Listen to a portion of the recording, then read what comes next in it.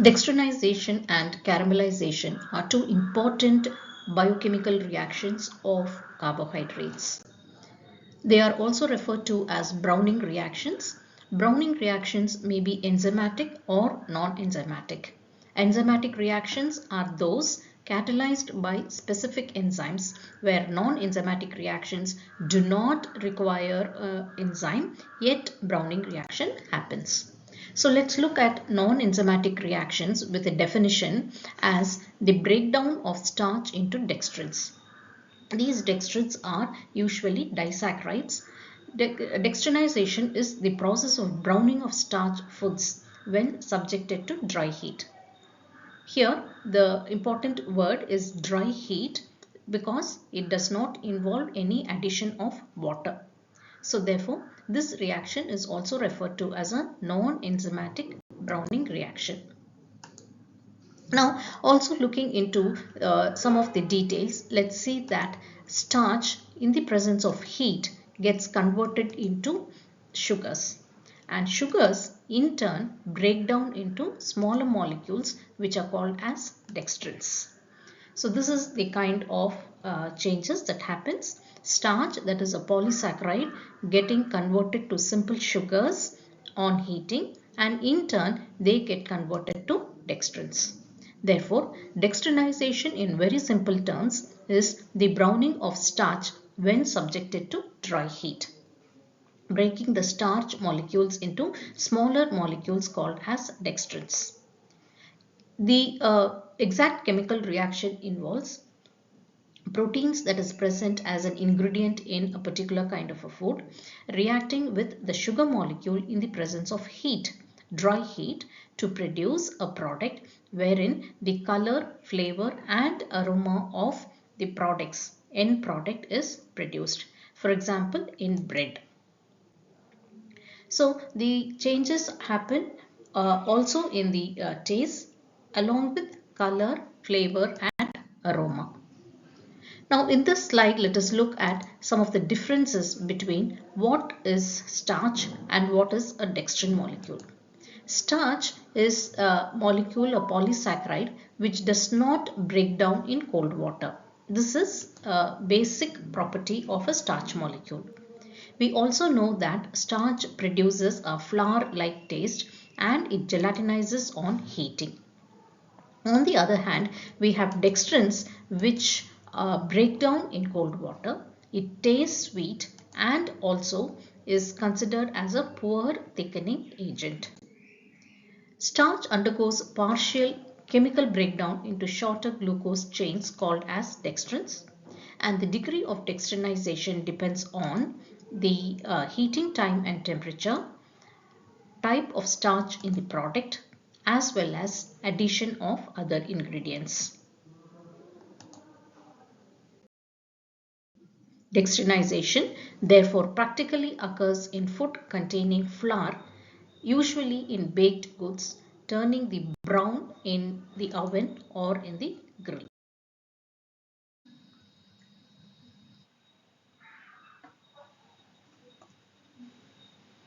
Caramelization is another browning reaction which occurs during heating of foods with a high concentration of sugary carbohydrates. Let's see what are the different processes by which caramelization process happens. This is a slow cooking process in which the sugar is cooked over low heat. The process is termed as pyrolysis, during which sugar oxidizes, taking a brown color and a nutty flavor. This is most commonly preferred in baked products.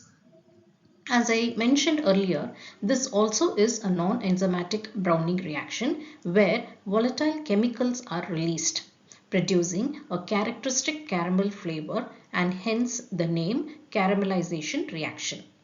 Sucrose and glucose caramelize around 160 degree centigrade and fructose caramelizes at 110 degree centigrade. The process of removal of water from a sugar is the first step that happens in caramelization reactions, followed by isomerization and polymerization.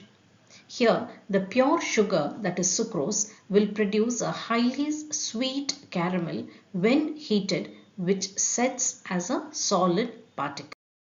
The different processing steps involved in caramelization reactions are as follows.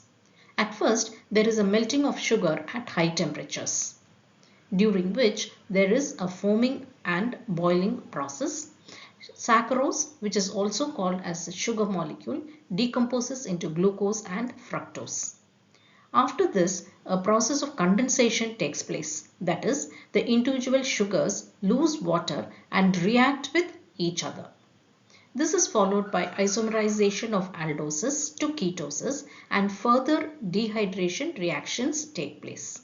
Finally, fragmentation reactions produces flavor, and polymerization reactions produces the change in the color, that is the brown color. During caramelization, several flavor components as well as polymeric caramels are produced. Caramels are a complex mixture of various high molecular weight components. Examples: caramelans, caramellins, and caramylins. Looking at the commercial caramels which are there in sweets and various other confectionery products is obtained due to heating of sugar or heating sugar just in the presence of cofactors like ammonia or sulfite. So you get caramels with different colors. Either you heat it individually or you heat sugar in the presence of cofactors.